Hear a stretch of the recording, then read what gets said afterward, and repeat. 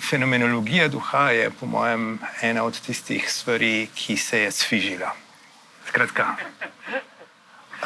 fenomenologija duha, vsaj jaz mislim tako, ampak nazadnje tem nisem sam, Theodor Hering pravi nekaj podobnega. Nazadnje Michael Foster, ki je izdal eno študijo, pravi nekaj podobnega. Potem tudi Eckhart Förster, ki je ravno tako 10 let napisal knjigo, ravno tako misli nekaj podobnega.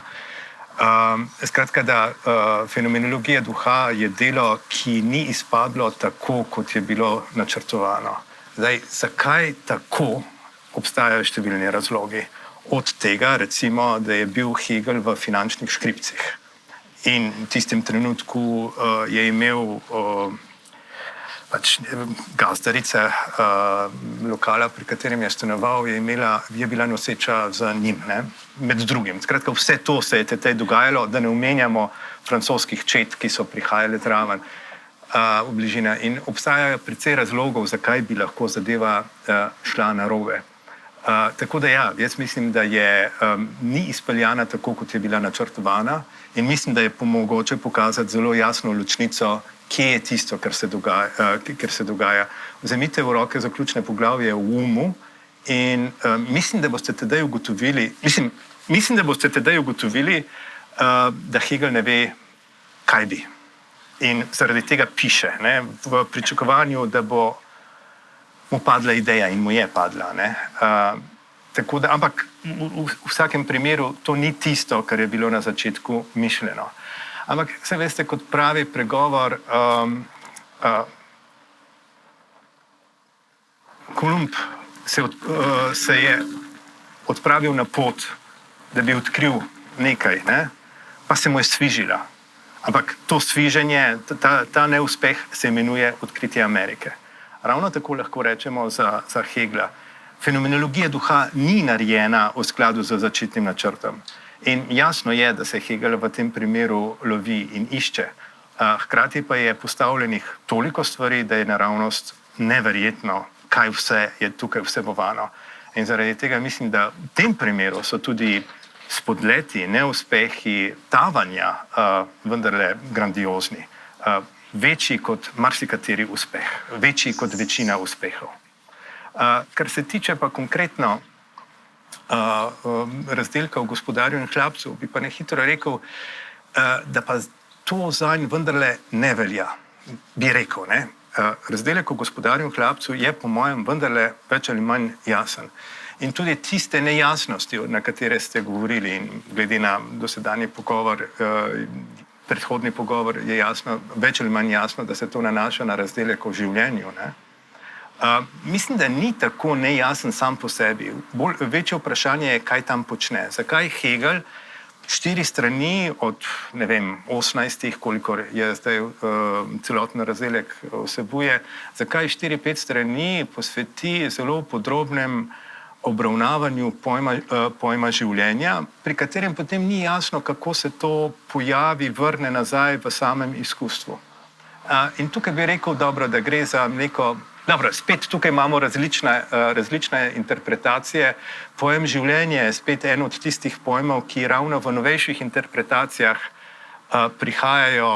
interpretacijah Hegla prihajajo spet v ospredje. Zdaj se spet zdi, da je življenje tisti pojem, skozi katerega moramo misliti tudi pojem pojma. Ne?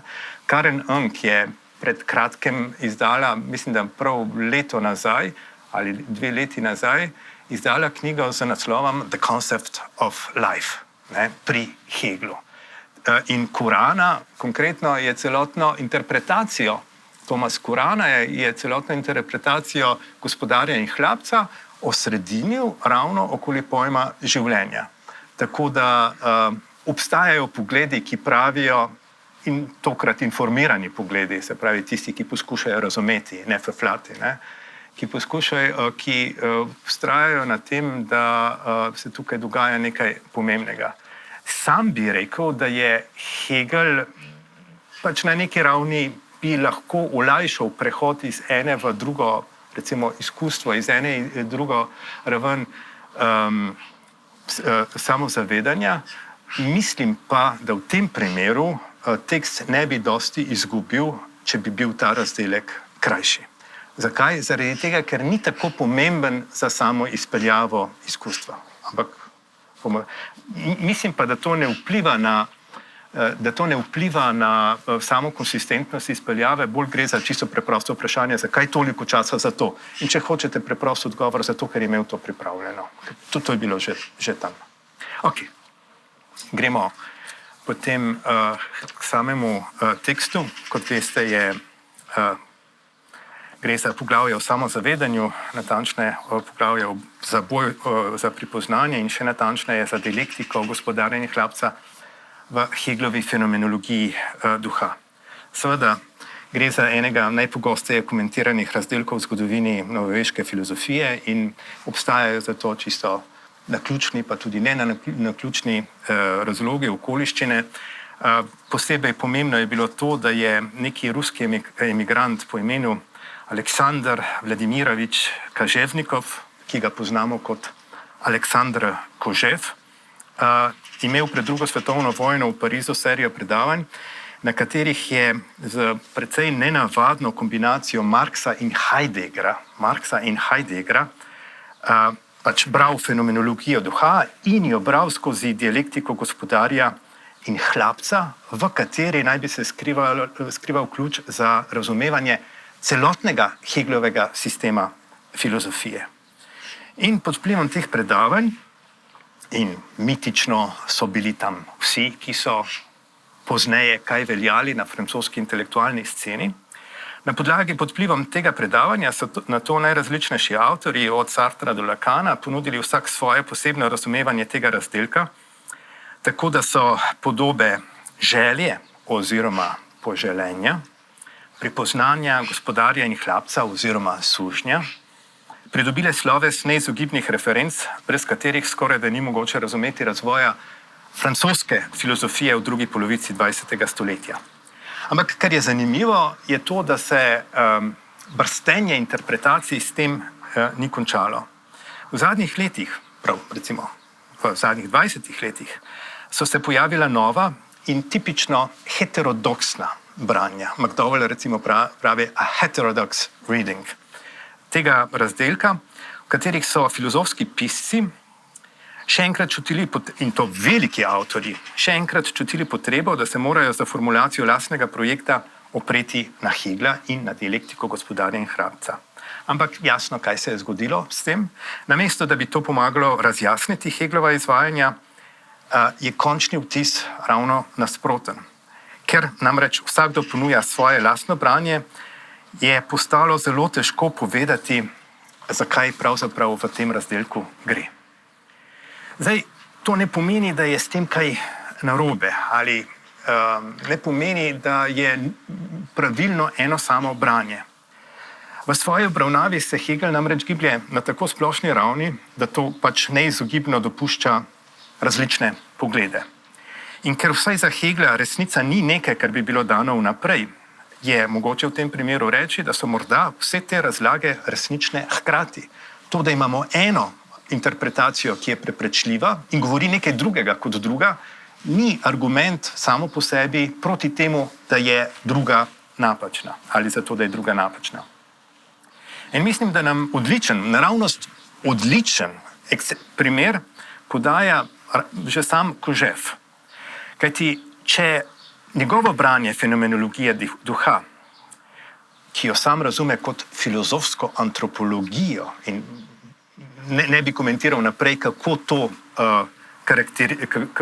to karakterizira, če njegovo branje fenomenologije duha primerjamo s Heglovo fenomenologijo duha, postane hitro očitno, da je njegov pogled zgrešen in napačen. Tako zelo zgrešen in tako zelo napačen, da se je mogoče vprašati, ali Kožev sploh govori o isti knjigi. In pazite, to mislim popolnoma resno.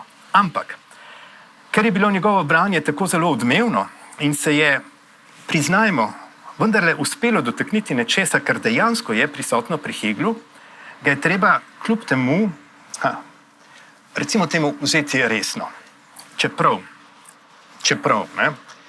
glede na to, kar smo govorili prej, si spet ne morem kaj, da ne bi omenil neko podrobnost. In to je vprašanje begirde in wunsch in le désir pri francoskih Heglovcih. Recimo, Kožev bere Hegla in pravi, želja je človeška, če je želja drugega. Ne? In potem Lacan to naveže na Freuda in pravi, želja je želja drugega. Ampak seveda težava je v tem, da Hegel govori o die Begierde, Freud pa o der Wunsch. In odtot vprašanje, ali je francoskega Hegla in pozneje tudi angleškega Hegla pri Judith Butler, Subjects of Desire, ne, sploh mogoče prevesti nazaj v nemščino. Mislim, da bi imeli težave. To samo po sebi ni absoluten protiargument, je pa nekaj, kar zahteva dodatno utemeljitev. Dobro, ampak ne glede na vse to, skratka, ne glede na to, da je možno dopustiti različnost branja, da je nujno dopustiti različnost branja, da je to situacija lahko sama po sebi produktivna, pa bi vendarle rekel, da je trenutna zmeda v tej zvezi vendarle nenavadna. Kajti, kot je bilo rečeno, jaz imam Hegla za v osnovi poštenega avtorja. Za avtorja, ki svojih bralcev ne zavaja, tako kot nekateri drugi, ki se ne dela pametnejšega, kot je, tako kot nekateri drugi, ki namenoma zabrišejo sledi, tako da bi imeli bralci več težav, kot je potrebno. Hegel nasprotno tega ne dela. Hegel ne zapleta po nepotrebnem. In mislim, da je vsakdo, če ste ga brali, bi vendarle rekel, da ste to opazili, da ste videli, da se trudi predvsem za to, da bi bil razumljen. In da je razumljivost tisto, kar je njegova velika naloga. Hegel spet pravi, razum je nekaj brez uma, pa ni nič brez razuma. Tako da je najprej treba doseči raven razumevanja in mislim, da si Hegel vse skozi za to prizadeva. Prav tako bi rekel, da je raznolikost branj težko razložiti s kompleksnostjo problematike, ki je morda sicer je resna, je izjemna, vendar ne spet tako neprimerljivo izjemna. In zato mislim, da nam ne ostane drugega kot domneva, da je raznolikost branj še v največji meri posledica dejstva, da so interpreti vnašali vanje svoje lastne zastavke in so skozi branje Hegla predvsem razreševali lastne zagate.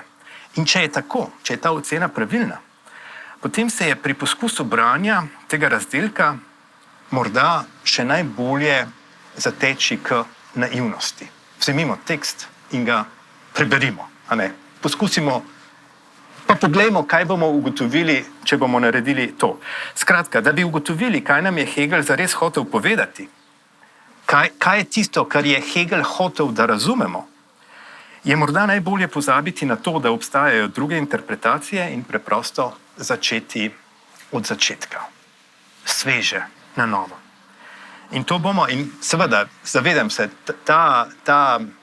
ta domnevna skromnost je vse prej kot skromna. To je v resnici precej prevzetno. Mislim pa, da je Hegel avtor, ki nam to omogoča in morda celo zahteva od nas. Skratka, poskušali ga bomo prebrati neposredno, slediti njegovim izvajanjem, ga brati na imanenten način, pri čemer bomo opustili odstopanja do drugih verzij in podobnosti ali odstopanje in podobnosti z drugimi branji, starimi in novimi. Tisto, kar bi bilo zanimivo, se strinjam, je iskati vzporednice številne zlasti s Fichtejem, deloma Schillerjem, ampak predvsem z Fichtejem. Skratka, skušal bom pokazati, da je mogoče podati omejen in razmeroma prepričljiv, se pravi ne heterodoksen, ampak ortodoksen prikaz Heglove obravnave samozavedanja fenomenologiji duha. Recimo, da je njen glavni cilj tega razdelka, glavni cilj tega poglavja Kot rečeno, povsem v slogu Fichteja, ki je tukaj zares stalna referenca. Kaj? Misliti samostojnost in nesamostojnost. Ko govorimo o naslovu poglavja samostojnost in nesamostojnost, tukaj ne govorimo samo, po mojem, o gospodarju in hlapcu, ampak o dveh plateh, dveh momentih samozavedanja kot takega.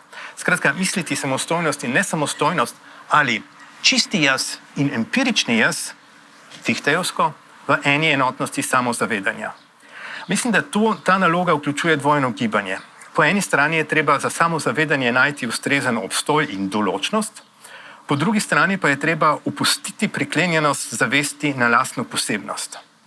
In zlasti bom skušal pokazati, da v boju za pripoznanje Hegel ponazarja, da se samozavedni subjekt lahko spne do odčosti mišljenja zgolj s tem, da se odreče fiksaciji na lastno posebnost.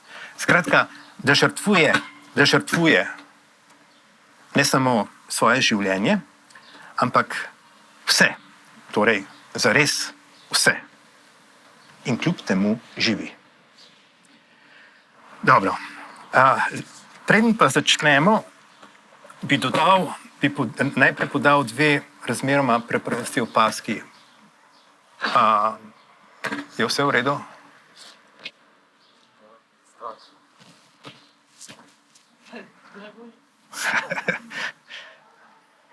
V redu? Ok, najlepša hvala. Dve razmeroma preprosti opazki glede tega, kako je po mojem treba brati fenomenologijo. Mislim, dve opazki, ki jih je treba upoštevati pri branju fenomenologije duha in ki jih, recimo, po mojem Kožev ni upošteval. Najprej, pri poskusu imanentnega branja neke gestaltung ali gestalt naravne zavesti moramo vedno upoštevati, da se to nahaja znotraj fenomenologije duha in pri tem moramo skratka vedno upoštevati, kakšen je bil splošen cilj Hegelovega projekta v fenomenologiji duha. Mislim, da je reči, da gre za eksistencialno analizo, morda pa fenomenologija duha ne govori o tem in morda to ni irelevantno. Mislim, da je treba upoštevati, da je bil Hegelov namen podati znanstveni uvod v znanost, razviti subjektivno veljavno utemeljitev vedenja, ki bi omogočila vsakomur, da se po gotovi poti na znanstveni način spne na stališče znanosti. Zdaj, iz cele vrste razlogov, v katere se tukaj ne moremo spuščati, ne nazadnje tudi kritika čistega uma je utemeljitev stališča vednosti. In to vprašanje, zakaj je kritika čistega uma tako drugačno delo, kot je fenomenologija duha.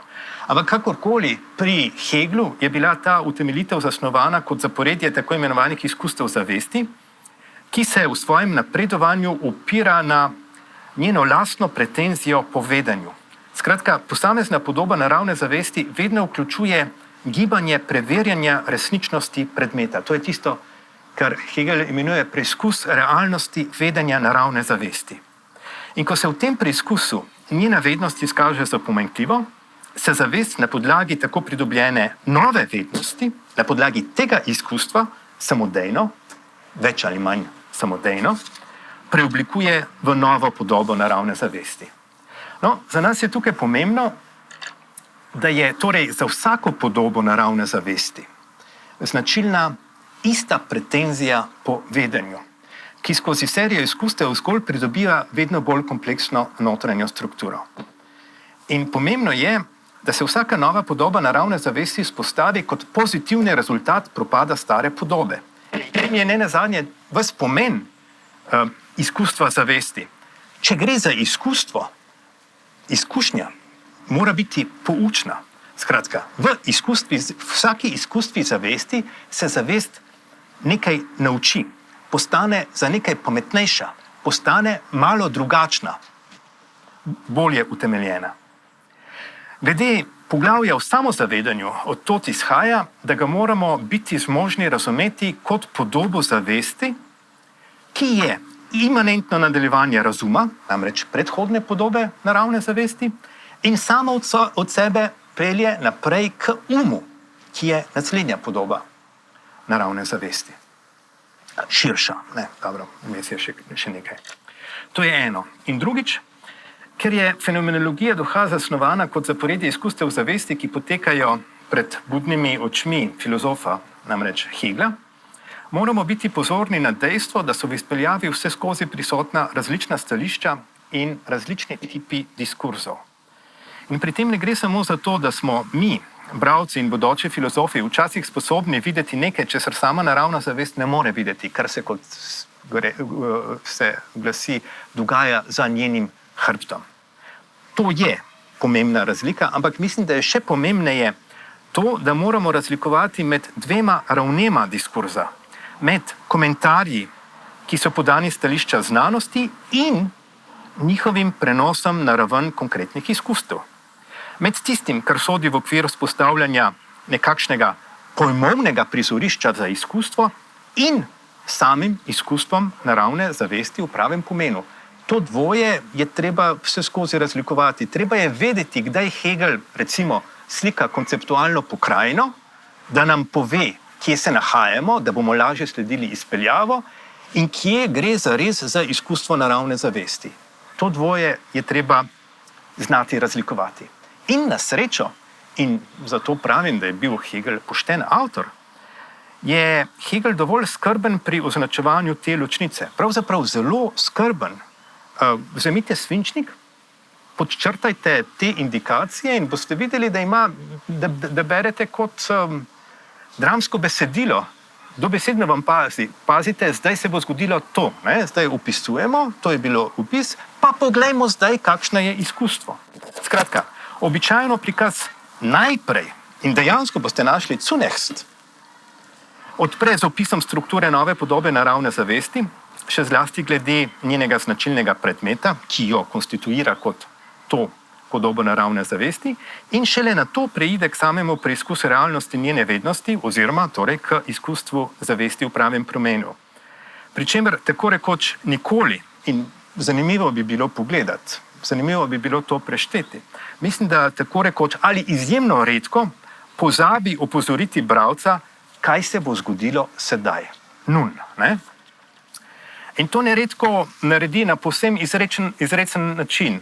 Recimo z besedami, v izkustvu samozavedanja, ki ga bomo sedaj obravnavali. V izkustvu samozavedanja, ki ga bomo sedaj obravnavali. Kaj to pomeni? Zdaj smo končali opis konceptualne strukture, zdaj bomo pa prišli k obravnavi samega izkustva zavesti. In zavedanje dejstva, da so v Heglovi diskurzivni strategiji na delu dve bistveno različni ravni, nam po mojem predvsej, nam lahko prihrani marsikateri nesporazum ali zagato, ki mislim, da se navezuje tudi na vprašanje, kaj zdaj tukaj počne ta dolga obravnava življenja. Povedano drugače, lahko jo skoraj brez velike izgube, ne bom rekel preskočimo, ampak beremo hitreje. V redu? Ampak pazite, zmeraj boste videli betrachten wir nun, ne? Pa preidimo zdaj k temu. In v resnici je zanimivo, kako pogosto in kako pošteno potem takem Hegel svojega bralca opozori na to. Dobro, gremo pa tudi mi k betrachten wir nun Hegels Darstellung. Dobro, samozavedanje. Samozavedanje, vzpostavitev samozavedanja tvori eno od glavnih prelomnic na poti fenomenologije duha. Ne bomo se spuščali v podrobnosti, recimo zgolj, da se je naravna zavest na koncu poglavja, in naravna zavest, ne, vse veste, naravna zavest je vse skozi je junak naravna zavest, ki pa najprej nastopa v podobi čutne gotovosti, potem zaznave in tako naprej. Ne? Naravna zavest se je na koncu poglavja o razumu povzpela, če rečemo zelo preprosto, na stališče Fichtejevega vedoslovja. Absolvirala je to, kar je postavil Fichte, morda recimo kar v prvem prikazu osnov celotnega vedoslovja. Naravna zavest je spoznala, da je predmet, ki si je kazal kot nekaj neodvisnega od nje, ona sama. Se pravi, to, kar si kaže kot tuje, nekaj neodvisnega od nje, je v resnici postavljeno od nje same. Nasprotje zavesti njenega predmeta se dokončno odpravi, zastor, tista zavesa, ki skriva notrino, pade in spostavi se nekaj, česar na dosedanji poti naravne zavesti še nismo srečali, namreč spostavi se gotovost, ki je enaka svoji resnici, pravi Hegel. In z uporabo velikih, največjih besed Hegel razglasi, da smo, citiram, samozavedanjem torej vstopili v domače kraljestvo resnice. Skratka, prišlo je do nekega obrata. Velikega obrata. Naredili smo pomemben korak. Mi seveda vemo, da je pri Hegelu vsak začetek vedno abstrakten in da se bo zmagoslavje že kmalu sfižilo. In zato vprašanje, zakaj? Kaj je tisto, kar nam manjka? Po Hegelu je problem v tem, da samozavedanje neposredno, in na začetku je zmeraj neposredno, se pravi v podobi, kakor nastopa najprej, ni nič drugega kot čista samoidentiteta, kot je pač izrečena v tisti formuli jaz sem jaz, ki jo Hegel mimogrede izrecno citira. Ampak, kakor to velja za Kantovo transcendentalno enotnost percepcije ali še bolj za Fichtejev čisti jaz dejave, je tudi čista forma jastva za svoj obstoj odvisna od zunanje dane materije. Jaz sem jaz nikoli ne nastopa v čisti obliki, ampak zgolj kot forma empiričnega jaza. Ta čisto jastvo obstaja zgolj kot gibanje vračanja iz drugosti, pravi Hegel. Ko je torej naravna zavest vsako določeno drugost uspešno zvedla nazaj na enotnost samozavedanja, ko se je postavila na Fichtejevo, na stališče Fichtejevega vedoslovja, si je s tem, ali začetka Fichtejevega vedoslovja, si je s tem dejansko spodmaknila tla, na katerih je stala. In pravi Hegel, tako se zdi, da je šel v izgubo le glavni moment sam, namreč enostavno samostojno obstajanje za zavest. To je tisto, kar nam manjka. Ni več ničesar, kar bi obstajalo na neposreden način za zavest. In ker odslej ni več nobenega samostojnega drugega, tudi samozavedanje nima več lastnega obstoja, kolikor pač obstaja zgolj kot vračanje k sebi. Hegel pravi, ker razlika zanj nima podobe biti, tudi ono ni samozavedanje, ne obstaja kot samozavedanje.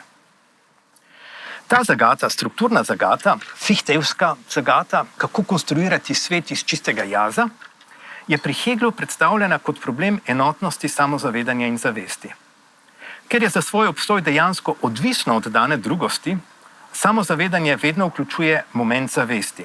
In, pravi Hegel, zanjo je ohranjen celoten obseg čutnega sveta. Rečeno s Kantom, je samozavedanje jaz mislim, ki obstaja zgolj skozi mišljenje raznoterja, ki pa ima spet svoj transcendentalni temelj v tem istem jaz mislim. In tako dobimo dvojnost zavesti in samozavedanja, ali empiričnega in čistega samozavedanja, dvojnost, ki pa ima, kot pravi Hegel, za svoje resnično bistvo le tisto enotnost samozavedanja samim seboj. Hegel v slavnem stavku zapiše, ta enotnost mu mora postati bistvena samozavedanju. Se pravi, samozavedanje je poželenje nasploh. To je zdaj ta Begierde überhaupt. Ne? In kaj vidimo? Vidimo to, da je v svojem izvornem pomenu Begierde überhaupt preprosto izraz neskladja med dvema nujnima momentoma jaza, ki toliko samodejno proizvede prizadevanje, lahko bi celo rekli štreben, po odpravi tega neskladja. Ali ne nazadnje tudi trip, ne? Na podobnih mestih Hegel uporabi ta izraz. Skratka, poželenje, tako kot je upeljano tukaj, to poželenje nasploh, nima izvorno nič skupnega z animalnim ali vitalnim. Vse prej je ime za prizadevanje, da bi se moment zavesti izenačil z momentom samozavedanja. Ali da bi samozavedanje pridobilo obstoj, ki bi bil na ravni njegovega pojma. Če si samozavedanje pod tem takem, v tej liku Begierde überhaupt, če si samozavedanje sploh za kaj prizadeva, potem si prizadeva zgolj za samo sebe. Samozavedanje je prizadevanje, da bi bilo samozavedanje. Skratka, da bi pridobilo ustrezen, samostojen obstoj. Ta enotnost mu mora postati bistvena. Se pravi, samozavedanje je poželenje. Poželenje potem, da bi mu bila ta enotnost bistvena, da bi obstajala na ta način. Poželenje, ki je samozavedanje, je poželenje, da bi bilo samozavedanje. Torej, da bi samozavedanje obstajalo kot samozavedanje. Njegovo bistvo tega poželenja je torej najprej samozavedanje samo. Lahko bi rekli, samozavedanje je bistvo poželenja, ko govorimo o tem Begierde nasploh. To razmerje, torej, iz katerega Hegel izvaja poželenje nasploh, sicer močno spominja na odnos med čistim in empiričnim ali neskončnim in končnim jazom pri Fichteju, iz katerega je Fichte izpeljal pojem štreben in skušal pokazati, da je jaz sam za sebe praktičen. Ja, in tukaj smo priča peljevanju praktične dimenzije praktičnosti recimo na poti Hegelove izpeljave v fenomenologiji duha. Ampak dobro, naj bo tako ali drugače. Zaradi neenakosti med obema stranema se samozavedanje prikaže kot, pravi Hegel, gibanje, v katerem je to nasprotje odpravljeno in mu postane očitna njegova enakost samim seboj. Jaz, ki si prizadeva biti on sam, odpravi drugost drugega in si s tem zagotovi predmetno gotovost samega sebe. To negativno drugo, predmet jazove dejavnosti, in zdaj pridemo do tistega, je po Heglu notranje strukturirano kot življenje in je torej na sebi nekaj živega, živo bitje. In kot rečeno, kot smo že omenili, na tej točki Hegel odpre dolg oklepaj o življenju, ki je vsaj od Jene naprej, pa pravzaprav že v Frankfurtu, tvorilo enega od osrednjih pojmov njegove filozofije. In za to vprašanje, lahko bi se vprašali, odkot tu življenje. Zdaj lahko iščemo razloge. Njegovo vpeljavo bi lahko utemeljili s preudarkom, da je življenje tesno povezano s poželenjem, ali pa tudi s tem, da je po Heglu življenje strukturirano kot samozavedanje. Namreč življenje je vednost, ki se ne ve, je ena od opredelitev. Ampak, kot rečeno, mislim, da tukaj ne gre toliko za življenje. Ne glede na to, kaj se bo dogajalo potem v boju na življenje in smrt. Mislim, da življenje tukaj strogo vzeto ni predmet obravnave. Na prizorišče vstopa zgolj toliko, kolikor je objekt vsake podobe naravne zavesti nekakšna usedlina njenega subjektivnega gibanja. Predmet, lasten samozavedanju, je pač bistveno nekaj, kar je na sebi samozavedno.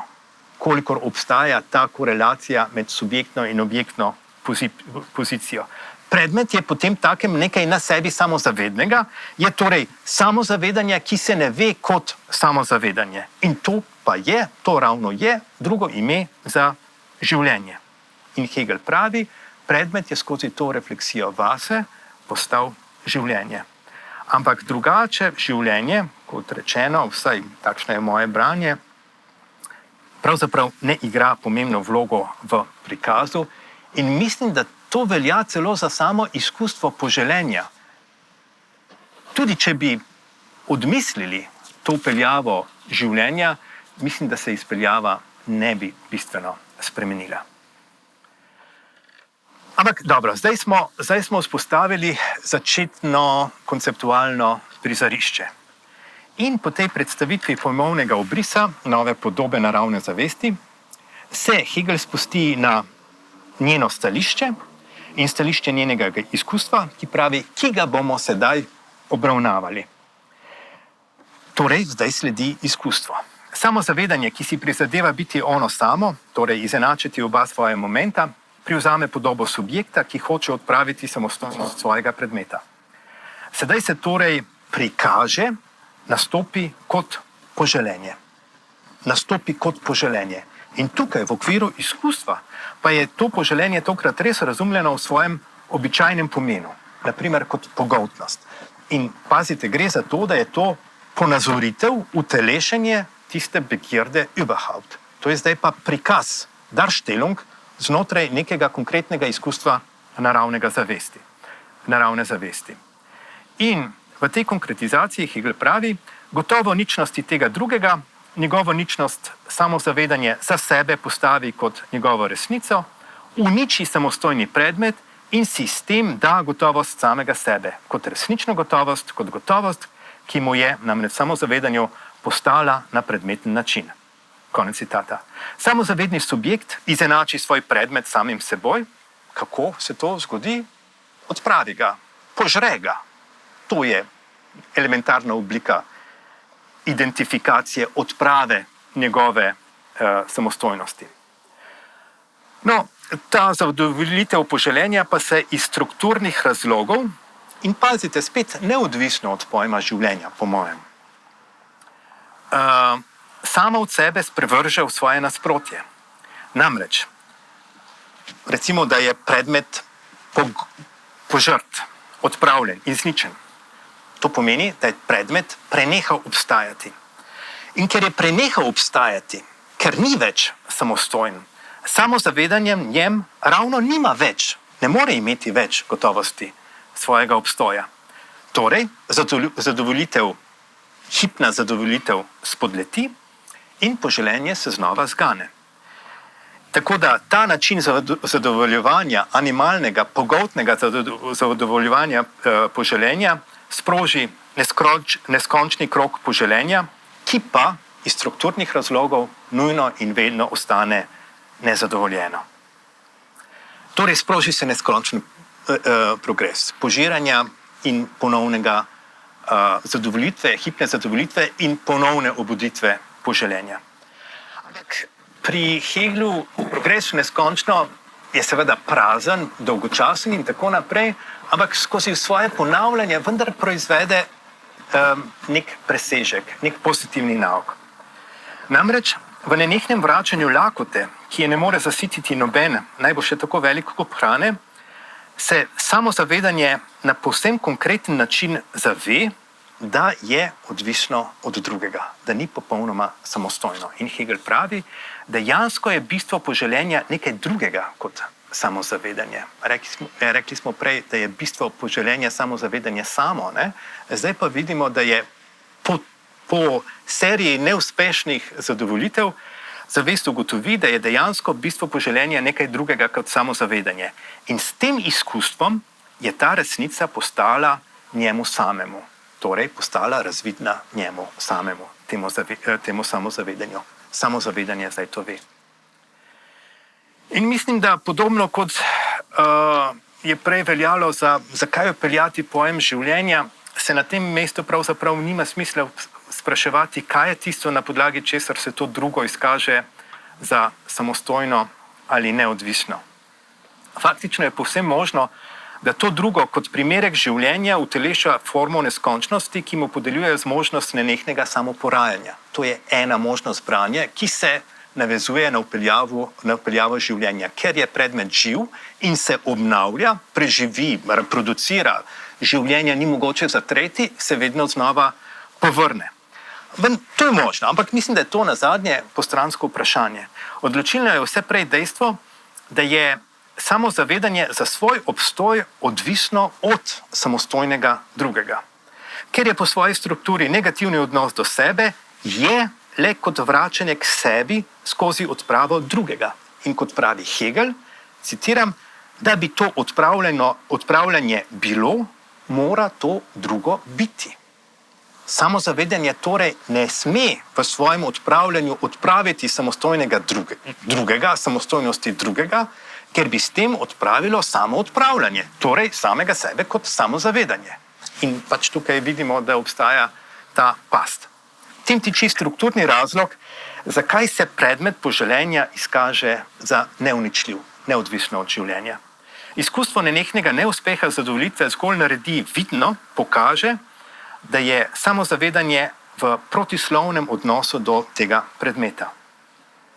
V tem izkustvu nadalje postane očitno, da resnične zadovoljitve ravno ni mogoče najti po tej neposredni poti, v odnosu do nekega drugega, ki obstaja na način reči.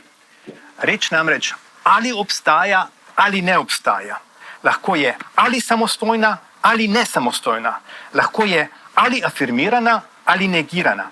Ne more pa biti oboje hkrati. To je omejitev tistega, kar obstaja na način reči. Lahko zgolj je ali ni. In zato bo za dejansko zadovoljitev na ravni reči vedno znova in nujno nekaj zmanjkalo.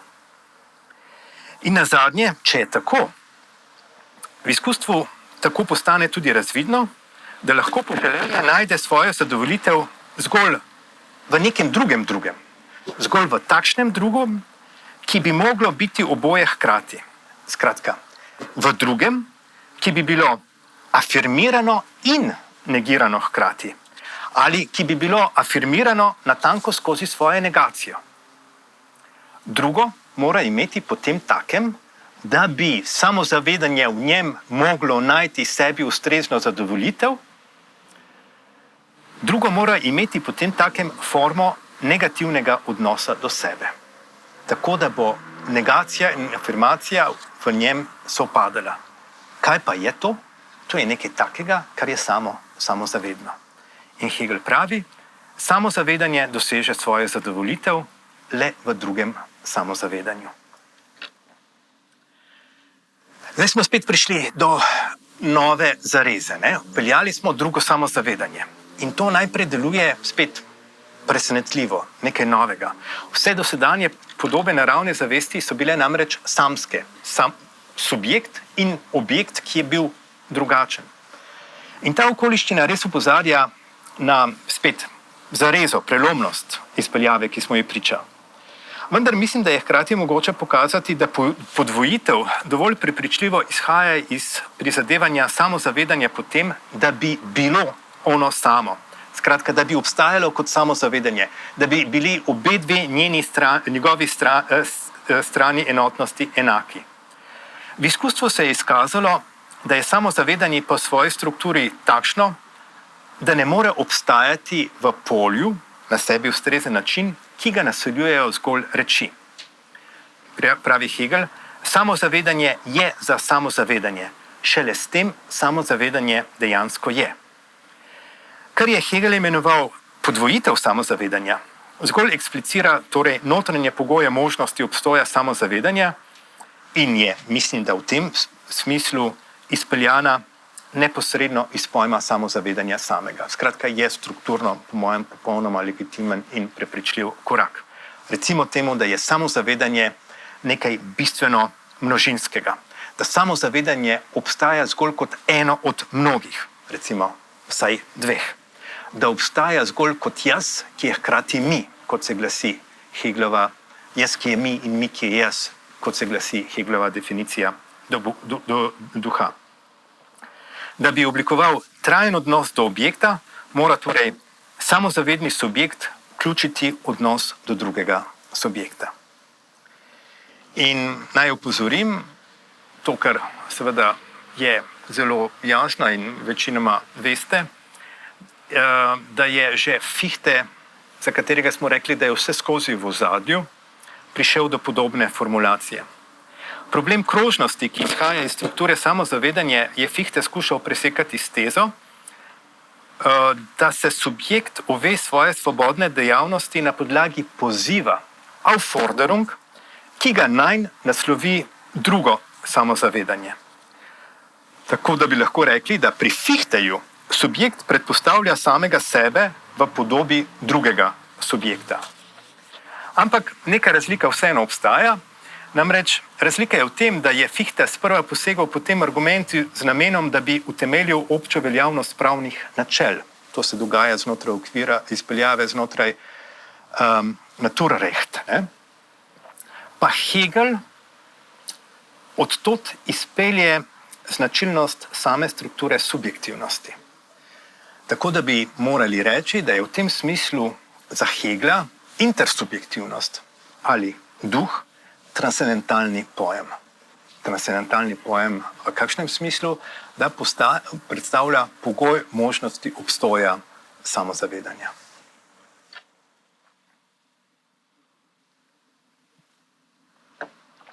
In recimo, da se je s tem zaključil prvi krog izpeljave. Če sicer pogledamo fenomenologijo duha, bomo videli, da imamo najprej samozavedanje in kot nekakšen uvod, ampak v resnici die Wahrheit der Gewissheit deiner selbst, resnica gotovosti samega sebe in potem Selbstständigkeit und Unselbstständigkeit des Selbstbewusstseins, Herrschaft und Knechtschaft. V resnici je že tukaj pred A-jem se zgodi prva obravnava in prvo izkustvo naravne zavesti, namreč tisto, ki se navezuje na pojem poželenja. In šele zdaj, skozi podvojitev, pridemo do druge serije izkustev naravne zavesti, v katerem imamo dve samozavedanji, ki se srečata. In tudi tu bomo videli, da ne gre za eno samo izkustvo, temveč vsaj za dve. In kar zadeva drugo izkustvo, je pomembno, kako ga interpretiramo. Dobro, če torej gremo naprej, smo v prvem koraku prišli do podvojitve samozavedanja. In če je v prvem poskusu samozavedanje hotelo vzpostaviti enakost svojih dveh strani s tem, da bi preprosto izbrisalo moment zavesti, ju zdaj, potem ko ga je recimo izkustvo poučilo, potem ko je postalo pametnejše, skuša izenačiti na obraten način, s tem, da bi moment zavesti, torej predmetnosti, dvignilo na raven samozavedanja. In spet pridemo do te formulacije, samozavedanje doseže svojo zadovoljitev zgolj v drugem samozavedanju. Spet, v skladu z običajnim postopkom, se prikaz tudi tu začne z orisom pojmovnega portreta. Vzpostavitvijo pojmovne krajine te nove podobe naravne zavesti, ker si zdaj stojita nasproti dve samozavedanji. Razmerje poželenja se je preoblikovalo v odnos, ki ga Hegel, in tukaj še enkrat po poti Fichteja, imenuje pripoznanje, Anerkennung. Samozavedanje je le kot pripoznano, pravi Hegel. Ker je predmet zavesti zdaj tudi sam postal samozaveden in ker je ta drugi subjekt poleg tega postal notranji moment enotnosti prvega, se zdaj zadeva seveda skrajno dodatno zaplete. In Hegel zato, in to je dovolj redko zanj, izrecno pozove k predvidnosti. Pravi, da je obravnavani pojem mnogostranska in mnogopomenska prepletenost, tako da je treba njene momente deloma natanko držati vsak sebi, deloma jih je v tem razlikovanju hkrati treba jemati in spoznati tudi kot nerazločene ali vedno tudi v njihovem nasprotnem pomenu. Skratka, treba je hkrati držati natanko vsak sebi, razlikovati, hkrati pa vedeti, da prihaja do preslikav in da so vsi ti momenti povezani in neločljivi. In mislim, da če iščemo zdaj kakšne res koncizne, zgoščene odstavke, potem se ti nanašajo na analizo pojma pripoznanja, ki zdaj sledi. Ampak tukaj se bomo zadovoljili, tukaj bomo to upravili na hitro in se zadovoljili z dvema, po mojem, ključnima opaskama. Najprej, ker sta obe samozavedanji nerazločljivi in to tudi za sebe, tudi z njunega lastnega stališča, odpravljanje drugega, se pravi, razlike ni med njima. In mimogrede, spet to je ena od značilnosti Fichtejeve obravnave umnega samozavedanja. Samozavedanje, kolikor je umno, sebe obravnava natanko enako kot drugega in drugega natanko enako kot sebe. In če umno samozavedanje je prepričano v nekaj, potem predpostavlja, da tudi vi mislite, drugo samozavedanje misli enako. In mu zaradi tega si prizadeva, da bi vsi mislili isto, kolikor smo vsi umni. Ampak kakorkoli, ker sta obe samozavedanji nerazločljivi, odpravljanje drugega ni samo negacija drugega, temveč tudi negacija sebe, kar velja za drugo, velja tudi za mene samega. In s tem naprej afirmacija drugega kot drugega, oziroma gesta, v katerem, kot zapiše Hegel, eno samozavedanje svobodno odpusti drugo. S tem, ko se vrne k sebi, odpusti drugo. To je eno. In drugič, gibanje pripoznavanja spostavi med obema samozavedanjama razmerje večplastne vzajemnosti. Pravi Hegel, kar počne eno, počne drugo. Enostransko početje bi bilo nekoristno. Kar naj bi se zgodilo, kar se mora zgoditi, se lahko spostavi le skozi obe samozavedanji. Skratka, vse se dogaja vzporedno in zrcalno. In v tej vzporednosti bi za naše potrebe izpostavili 3 značilne poteze. Namreč zrcalnost, dvosmernost in dvoizvornost. V kakšnem smislu? To, da zrcalnost, kar počne eno, počne tudi drugo, vse, kar pripišemo enemu, moramo hkrati pripisati tudi drugemu. Dvosmernost, kar počne eno nasproti sebi, počne tudi nasproti drugemu. Delamo sebi, delamo tudi drugemu. In dvoizvornost, kar počne eno nasproti drugemu, počne drugo nasproti samemu sebi. To, kar delamo drugemu, dela druge o samemu sebi. In še zlasti ta drugi poudarek, se pravi poudarek, ki se navezuje na absolutno vzajemnost, Hegel povzame s paradigmatsko formulo pripoznanja. Kaj je pripoznanje? Kako se vzpostavi? Kdaj lahko rečemo, da imamo upraviti s pripoznanjem? Tedaj, ko velja tole. Pripoznavata se kot vzajemno pripoznavajoči se. Ne samo pripoznavata se, ampak pripoznavata se kot vzajemno pripoznavajoči se. Ampak, sem rekel, kdaj torej obstaja samozavedanje? Ko bomo lahko rekli kaj takega, ne? To je tisto. Vendar pa pazite, zaenkrat še nismo tam, ne smemo prehitevati. Zaenkrat ni bilo nobenega izkustva še. Zaenkrat smo se gibali zgolj na ravni opisa konceptualne krajine. Torej, Hegel je doslej preprosto podal analizo pojma pripoznanja, analizo, v kateri je začrtal seznam pogojev, ki morajo biti izpolnjeni, da bi lahko govorili o uspešnem pripoznanju. Pripoznanje se vzpostavi tedaj, ko bomo lahko rekli, pripoznavata se kot vzajemno pripoznavajoči se. To zdaj vemo. No, zdaj pa sledi kaj? Izkustvo. Sedaj bomo prišli na raven izkustva. In rekli smo, bomo imeli 2 izkustvi, pravzaprav tudi to se mi zdi pomembno. Konkretna podoba, ki jo naravna zavest privzame najprej, zunächst, je podoba 2 samozavedanj, ki nastopata neposredno in sta, kot pravi Hegel, druga za drugo na način navadnih predmetov, kot samostojni podobi potopljeni v bit življenja. Torej, samozavedanje sta zdaj živi samozavedanji. In ta oživitev subjekta se sicer spostavi s prenosom življenja z objekta na subjekt. Namreč, ker je predmet poželenja prej že pridobil formo življenja in ker s podvojitvijo samozavedanj ni več razlike med subjektom in objektom, je tudi subjekt postal nekaj živega. Oba subjekta poleg tega navdaja isto prizadevanje, da bi prikazala svojo samostojnost, to je, da bi odpravila samostojno drugo. Ampak, če se je v podobi poželenja subjekt tako rekoč prizadeval prikazati svojo samostojnost samemu sebi, jo mora zdaj prikazati tudi drugemu, tako da bi bil pripoznan kot samostojen od samostojnega drugega. In ker v pričujoči podobi naravne zavesti celotni obseg predmetnega sveta v enaki meri vključuje tudi subjekt sam kot nekaj živega, se je njegova pripravljenost, da odpravi celotno kraljestvo predmetnosti, nazadnje razteza tudi na njegovo lastno življenje. In Hegel pravi, prikaz sebe kot čiste abstrakcije samozavedanja obstoji v tem, da se pokažeš kot čista negacija svojega predmetnega načina.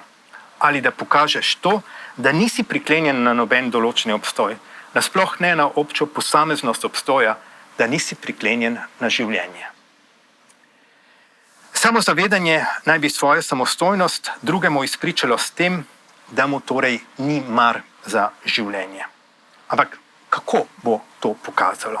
To lahko dokaže zgolj na ta način, da življenje dejansko tvega in ga morda, ako zatreba, tudi da. Torej je subjekt toliko nagnjen k temu, da živi nevarno.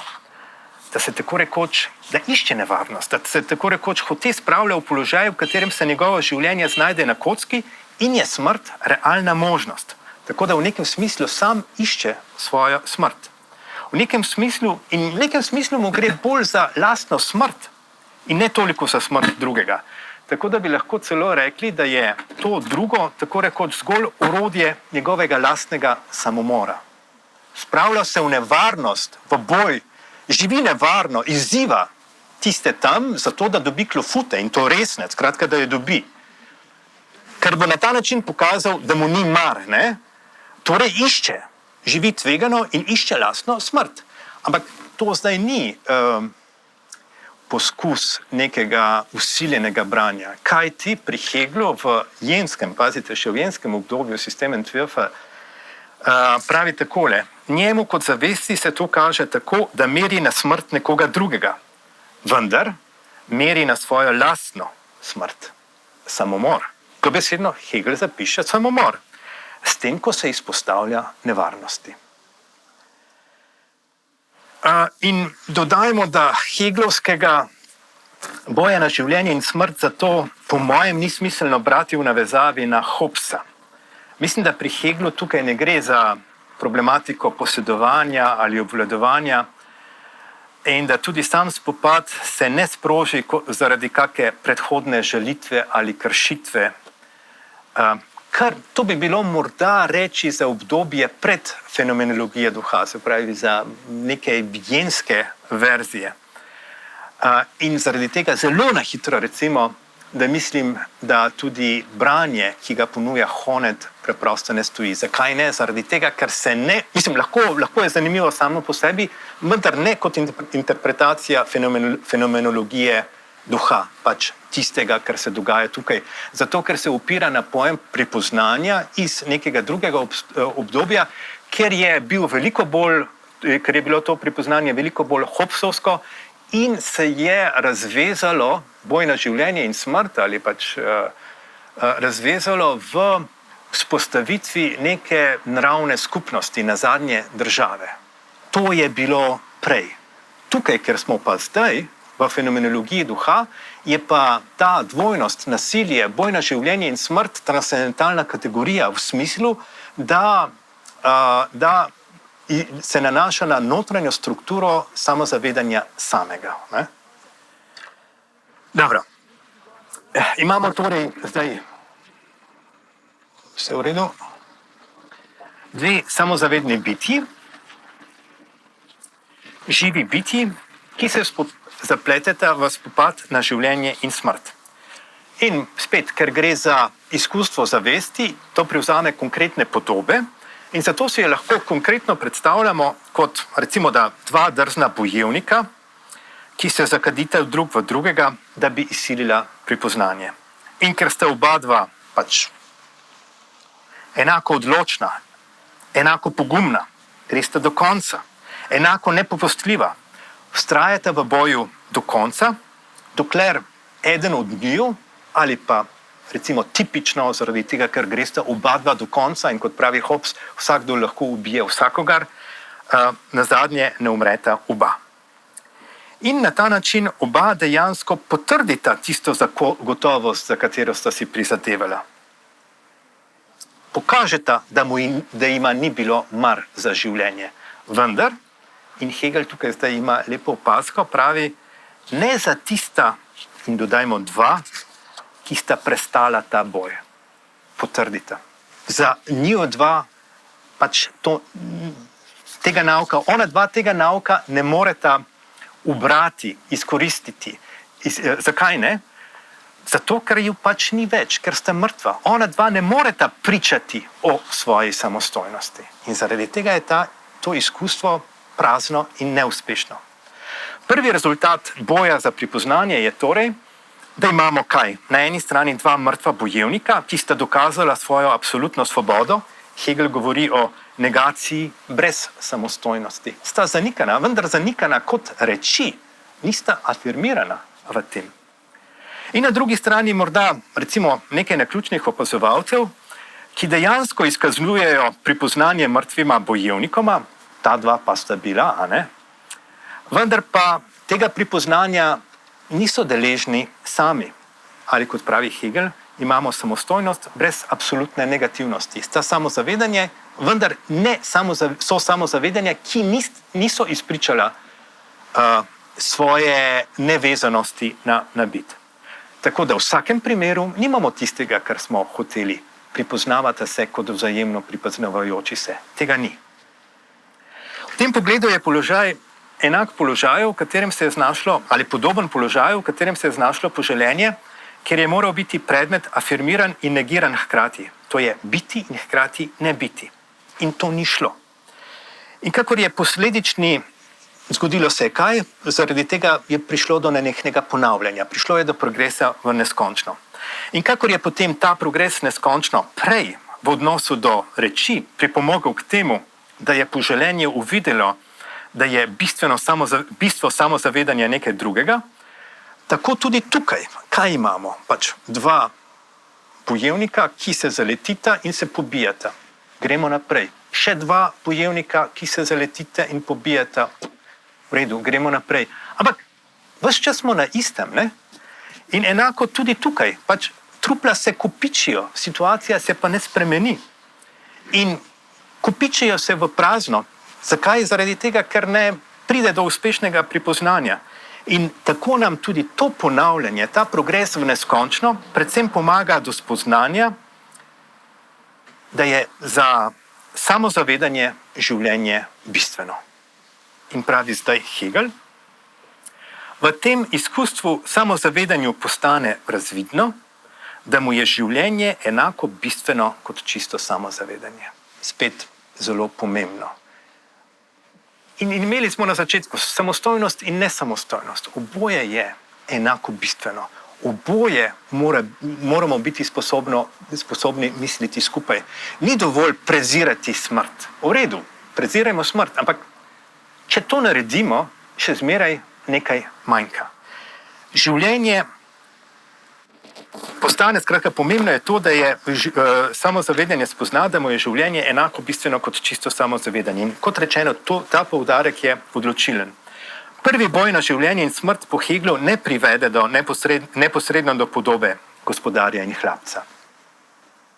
Ta pot, ta veja je tako rekoč mrtev rokav. Nasprotno, ni mrtev, zaradi tega, ker je proizvedlo je nauk, proizvedlo je nauk. Naučili smo se, da je življenje za samozavedanje enako bistveno kot čisto samozavedanje samo. Skratka, samozavedanje se je v prvem koraku najprej oprijelo izključno in zgolj svoje čiste zasebnosti. In ker posledično nima ničesar izgubiti, ker mu je bistveno zgolj čisto samozavedanje, ne pozna nobenega strahu in posledica je kaj? Ta vztraja do konca, da zgolj vztraja v boju. Šele ob enoličnem štetju trupel se med preživelimi oblikuje spoznanje, da je v samozavedanju vendarle še nekaj drugega kot golo samozavedanje. Skratka, samozavedanje se uve, da sta oba momenta bistvena. Ne zgolj čisto samozavedanje, temveč tudi življenje. Da bi bilo pripoznano, mora biti oboje. Tako zasebnost, kot tudi življenje. Tako samostojnost, kot tudi nesamostojnost. Oboje mora biti mišljeno v eni enotnosti. In šele ko samozavedanje vzame nase ta nauk in zaradi tega tisto kopičenje trupel ni bilo zaman, ni bila slepa veja v razvoju, šele ko samozavedanje vzame nase ta nauk, se lahko boj na življenje in smrt začne znova in tokrat na podlagi tega nauka privede do drugačnega izteka. Če je to poumno samozavedanje morda še vedno pripravljeno vztrajati do konca, še zmeraj se zanaša zgolj na svoje čisto samozavedanje, pa nasprotno in pazite, na podlagi nauka iz prejšnjega izkustva, torej na podlagi dodatnega razloga, drugo samozavedanje zdaj naredi korak nazaj, korak naprej, ki se manifestira kot korak nazaj in vzame nase podrejen položaj reči. In pravi Hegel, Prvo je gospodar, drugo hlapec. Zdaj, tukaj se je govorilo, zakaj, kakšna je historična referenca. A imamo upraviti z gospodarjem in sužnjem morda? Med nami, ja, jaz mislim, da imamo upraviti z gospodarjem in sužnjem, ampak pustimo to. Mislim, da je zaradi splošnosti Hegelove obravnave vsako iskanje zgodovinskih referenc v osnovi zgrešeno početje. Hegel, po mojem, nima namena opisovati nekakšne stopnje v razvoju človeške zgodovine, se pravi eksistencialne analize podob zavesti. In tudi po mojem nima namena razviti nekakšne matrice pripovedi o emancipaciji. Tudi za to tukaj po mojem ne gre. Nasprotno, mislim, da je za Hegla odločilnega pomena samo razmerje gospodstva med dvema samozavedanja. Skratka, mislim, da je pomembno to, da je vstop v občost posredovano z razmerjem gospodstva. To je tisto, za kar gre Heglu po mojem. In za Heglo je pomemben tudi način, različen način, kako se to razmerje izraža v vsakem od njiju in posledice, ki jih ima njuna neenakost za konstitucijo občega mišljenja. Bomo videli še v kakšnem smislu. In pazite, to je tudi razlog, zakaj je njun odnos med gospodarjem in hlapcem v Heglu obravnavan dvakrat in prikazan v dveh ločenih branjih. Imamo dve interpretaciji tega, kaj se je zgodilo. Najprej stališča gospodarja in potem stališča hlapca. Kar zadeva najprej gospodarja, je ta povsem sodeč prepričan, da je problem samozavedanja v njegovi osebi uspešno rešen. Gospodar se ima za gospodarja. Ne? Skratka, gospodar se ima za samozavedanje, ki je deležno uspešnega pripoznanja. On ni zgolj pojem zasebnosti, temveč obstaja za sebe kot, citiram, posredovan skozi drugo zavest. Samozavedanje naj bi torej v liku gospodarja vzpostavilo stabilen odnos tako do reči, kot do drugega subjekta. Ker je gospodar potrdil svojo samostojnost in se izkazal kot oblast nad bitjo, je pridobil vladavino nad hlapcem. Za gospodarja, in pazite, tako to razume on, hlapčevstvo nastopa kot posledica tega, da je hlapec, za razliko od gospodarja, ostal priklenjen na svojo bit. In pravi, to je njegova veriga, od katere v boju ni mogel odmisliti. Ampak še enkrat, pazite, tako razume situacijo gospodar. Gospodar misli, zbal se je za svoje življenje, bil je priklenjen na bit in tukaj sem ga ujel. Ne? Obenem gospodar na videz uspe tudi tam, kjer je po želenju neugibno spodletelo. S tem, ko je namreč medse in reč postavil hlapca, je samostojnost in nesamostojnost reči lahko razločil na dvoje. Kajti videli smo, težava je bila v tem, kako misliti afirmacijo in negacijo hkrati, kako misliti samostojnost in nesamostojnost reči hkrati. Ker imamo zdaj vmes hlapca, je sedaj naloga hlapca, da se spopada s samostojno stranjo reči, medtem ko gospodarju ostane zgolj nesamostojna stran reči.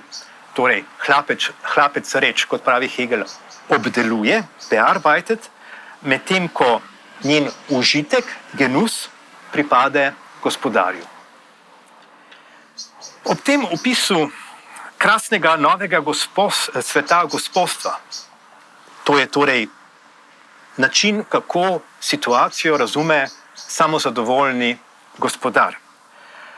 Ob tem opisu seveda ne smemo pozabiti, da je v njem podano gospodarjevo razumevanje položaja. In pazite, Hegel je spet tukaj zelo natančen, še enkrat pošten. Pravi, videli smo le, kako je hlapčevstvo v razmerju gospodstva. Torej, videli smo le, kako gospodar vidi razmerje med sabo in hlapcem. In res, Hegel že v naslednjem koraku to predstavo razkrinka kot prevzetno utvaro.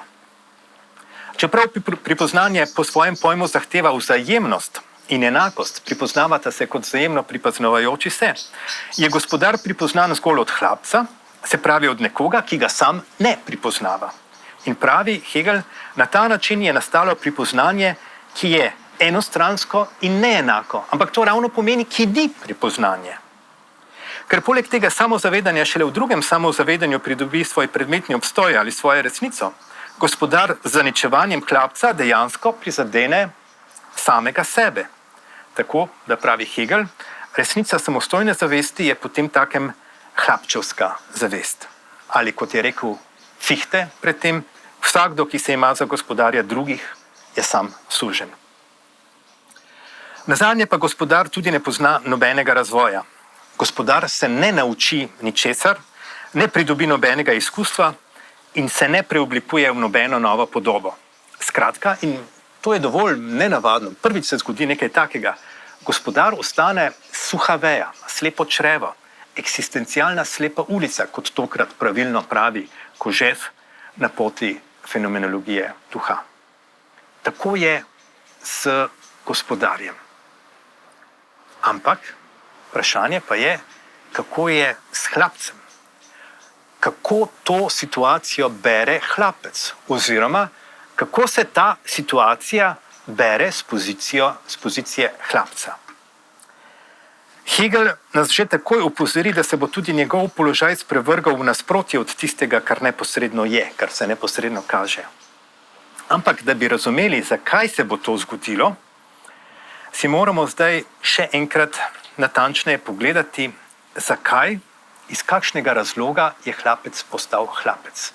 Kaj je tisto, zaradi česa je pristal na svoj položaj hlapca? In videli bomo, da je to drugačno od videnja, ki ga vidi, ki ga razume gospodar. Prevladujoče branje privzema, da se je bodoči hlapec izkazal za vezanega na bit in zato za preveč strahopetnega, da bi v boju vztrajal do konca. Hlapec naj bi bil tisti, ki je v nasprotju z gospodarjem v neki točki odstopil, ki je popustil glede svoje želje. In tukaj je zdaj pravzaprav vseeno, ali zdaj govorimo, da se je ustrašil tega gospodarja, ki bo postal gospodar drugega samozavedanja, ali se je ustrašil smrti kot absolutnega gospodarja. Mislim, da je ta razlika irelevantna. V vsakem primeru ne smemo pozabiti, da je to dejansko gospodarjevo razumevanje hlapčevega položaja. Gospodar misli, da je hlapec se ustrašil. Gospodar misli, da se je hlapec umaknil zato, ker se je ustrašil, da iz strahu, še enkrat, popolnoma vseeno, ali iz strahu pred drugim samozavedanjem, ali strahu pred smrtjo. Kar na drugi strani pa zadeva hlapčevo videnje, in skratka mislim, da je razlika pomembna, pa se je v boju na življenje in smrt zgodilo nekaj drugega. Soočen s smrtjo, tem absolutnim gospodarjem, je seveda subjekt občutil strah za svojo bit. Vendar to ni vse in to ni tisto, kar je odločilno. Bolj gre za to, da se je po Heglu v tem izkustvu hlapec obenem naučil nekaj novega. Dobil novo izkustvo in se dokopal do pozitivnega nauka.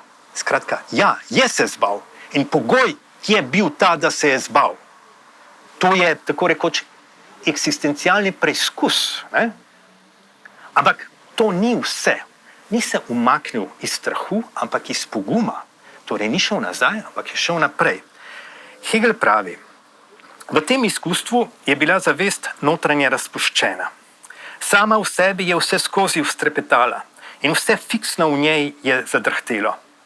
To čisto obče gibanje, absolutno utekočinjenje vsega obstajanja, pa je enostavno bistvo samozavedanja. Absolutna negativnost, čista zasebnost, ki je s tem na tej zavesti. Skratka, je na tej zavesti, ki jo je zavest, naravna zavest, podobi hlapca, izkusila in jo ima na sebi. Drhtenje in trepetanje je samozavedanje pretreslo do te mere, da v njem nič več ni ostalo enako kot prej, tam, kjer je bilo prej. Lahko bi rekli, da je prišlo do destitucije tega posebnega subjekta.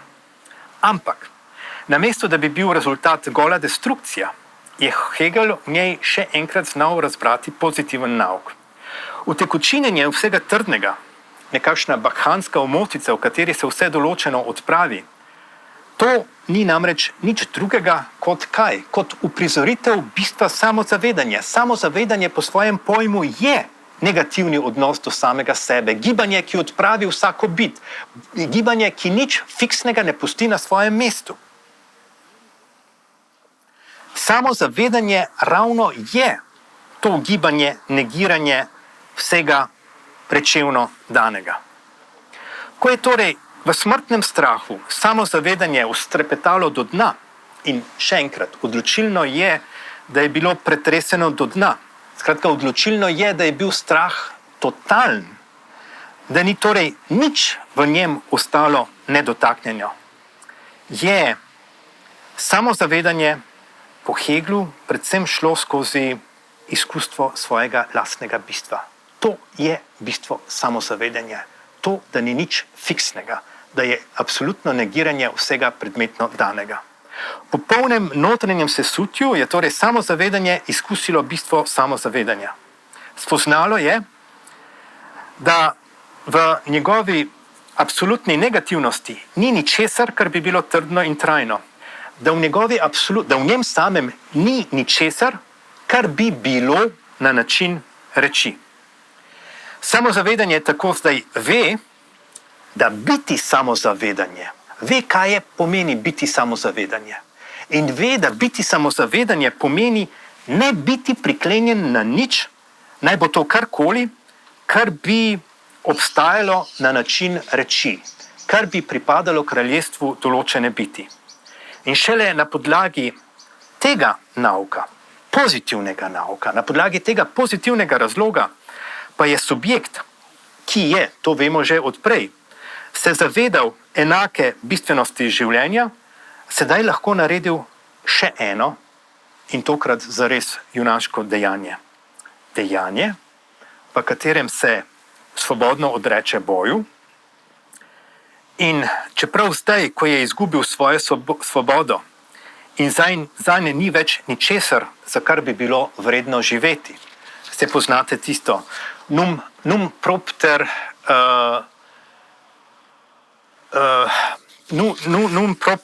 vitam vivendi perdere causas. Ali naj zaradi življenja se odpovem vsemu tistemu, zaradi česar je življenje vredno življenja. Ne? Ampak tudi v tej situaciji,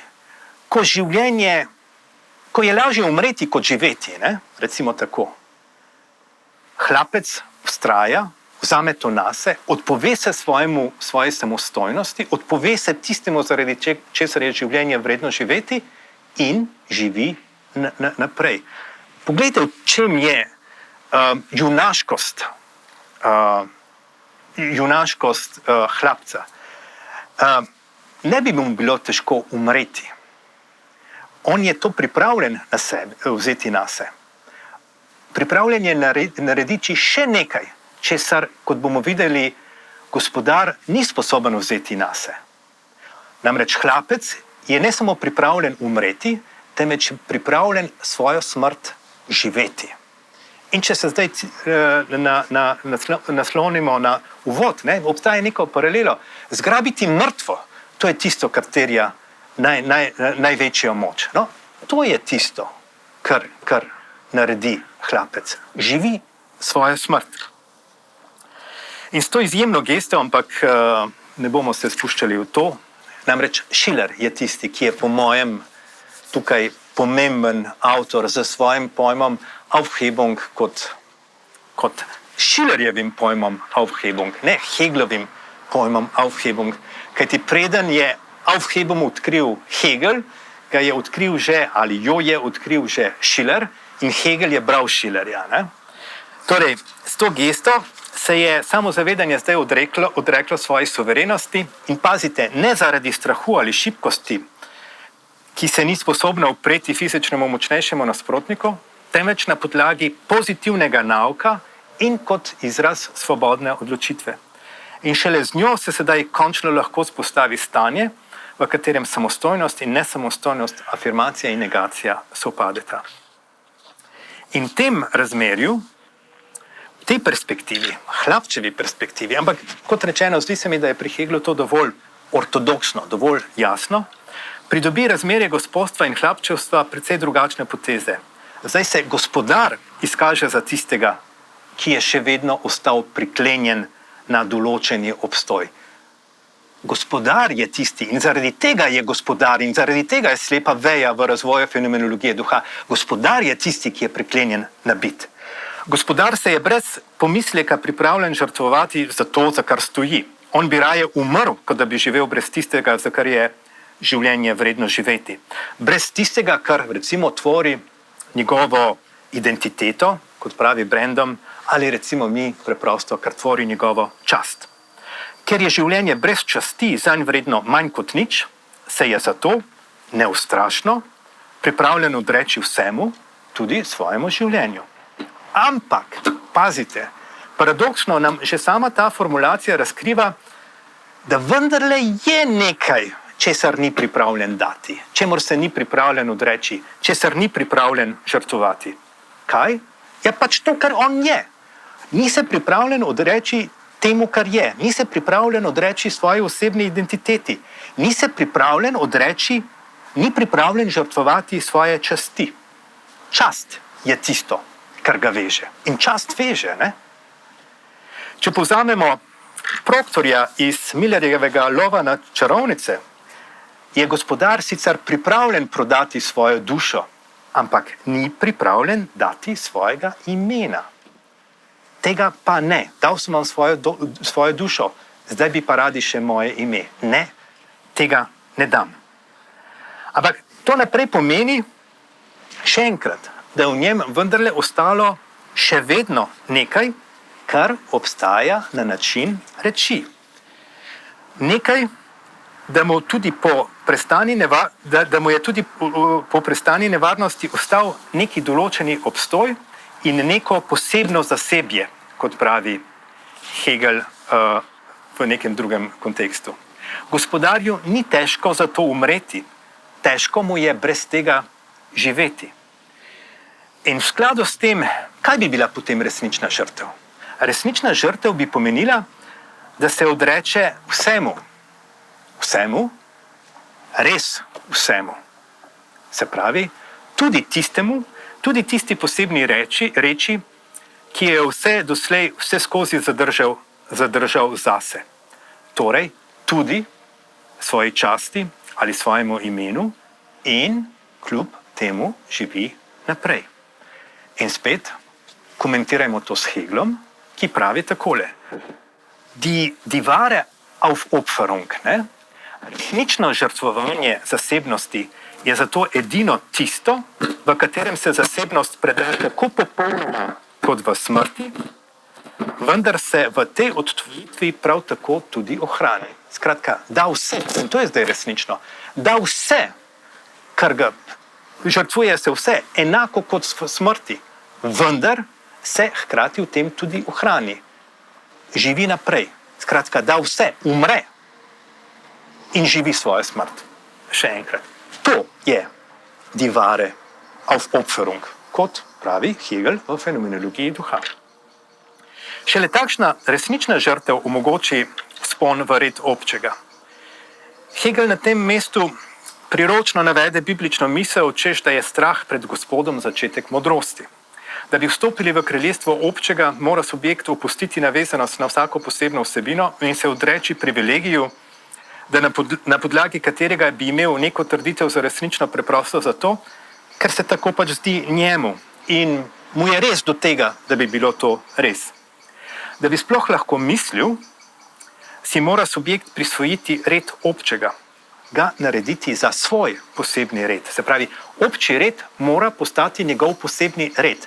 Sebe mora izbrisati, oziroma kolikor se razlikuje od občega, zato da bi v sebi naredil prostor za obče. To je tisto, za kar gre. Torej, odreči se mora vsakemu posebnemu mnenju, naj bo še tako navezan nanj, če red občega enkrat izreče svojo sodbo proti njemu. In v tem smislu lahko rečemo, da edino hlapec lahko misli. Postati moraš hlapec. biti moraš sposoben hlapčevanja, biti moraš hlapec, da bi bil zmožen mišljenja.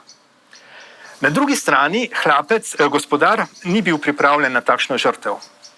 On je ostal trmoglav, neustrašno priklenjen na partikularno določilo, ki po njegovem tvori jedro njegove biti. Ostal je vezan na svojo predstavo o sebi. Ostal je vezan na svoje gospodstvo. Ostal je vezan na svojo čast. In pravi Hegel, ker se niso zamajale vse izpolnitve njegove naravne zavesti, na sebi še pripada določene biti. Skratka, gospodar ostaja vezan na določeno bit. Svoja glava je svojeglavost, je svoboda, ki še naprej ostaja znotraj hlapčevstva. To je zdaj resnično hlapčevstvo. Hlapčuje svoji časti, hlapčuje tistemu, kar je vezan, kar pomeni ni hlapec občega in zaradi tega tudi ne mislec. Gospodar ima zato povsem lahko mnenja, lahko celo zanimive ideje, ampak gospodar ne more misliti. In na tej točki zdaj Hegel vpelje problematiko dela, hlapčevega samopredmetenja in nazadnje emancipacije. Ampak ne da bi se spuščali v podrobnosti, dodajmo, da tukaj po mojem ne gre toliko za pojem dela, temveč bolj za delo pojma. Naloga izpeljave, ki zdaj sledi, je namreč v tem, da uprizarja preizkus realnosti, da uprizarja napor, Anstrengung, samozatejevanje in vztrajnost, kar običajno sicer res nastopa kot značilna poteza fizičnega dela, vendar je po Heglu vse to enako potrebno tudi za mišljenje. Skratka, napor, samozatejevanje in vztrajnost. Mišljenje je za Hegla težko, naporno. Ne? In o tem govori zdaj tukaj. O tem, da misli drugega, se človek nauči misliti svoje lastne misli. In zato bi še enkrat poudaril, da gre v dialektiki gospodarja in hlapca predvsem za to, takšno je vsaj branje, ki ga ponujamo tu, da se mora biti subjekt sposoben odpovedati fiksaciji na lastno posebnost, če naj kot ta posebni subjekt misli obče misli, torej če naj sploh misli.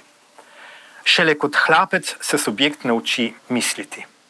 In v tem smislu je spet lahko rečemo hlapčevstvo in gospodstvo, ali recimo so oblastna razmerja, je gospodstvo transcendentalna kategorija. Kolikor govorimo o mislečem subjektu, pogoj možnosti njegovega obstoja so oblastna razmerja.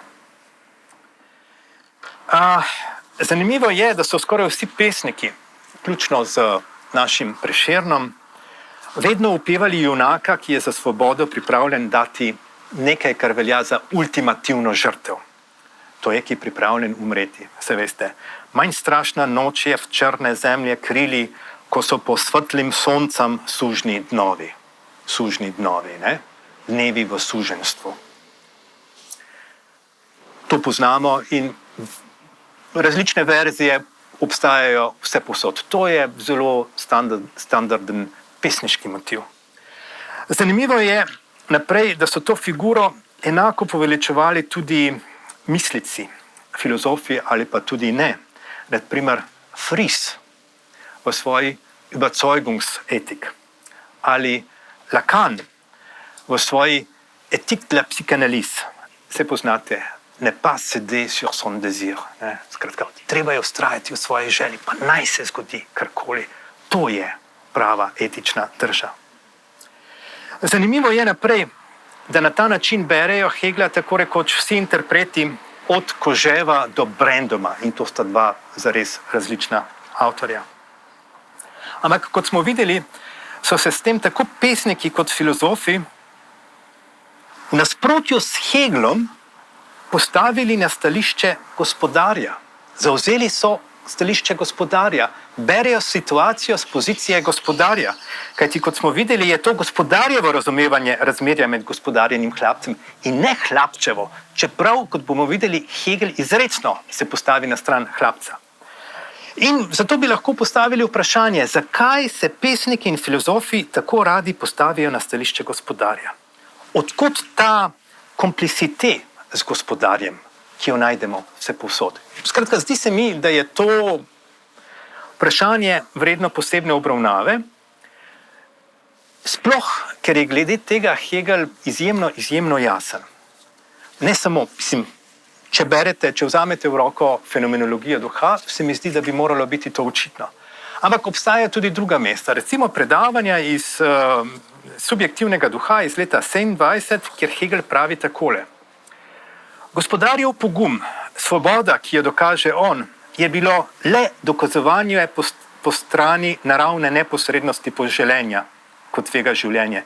Ne pa negiranje poželenja po tej njegovi notranji strani, ne negiranje njegove sebičnosti. Pazite, pravi, gospodar ni negiral svoje sebičnosti.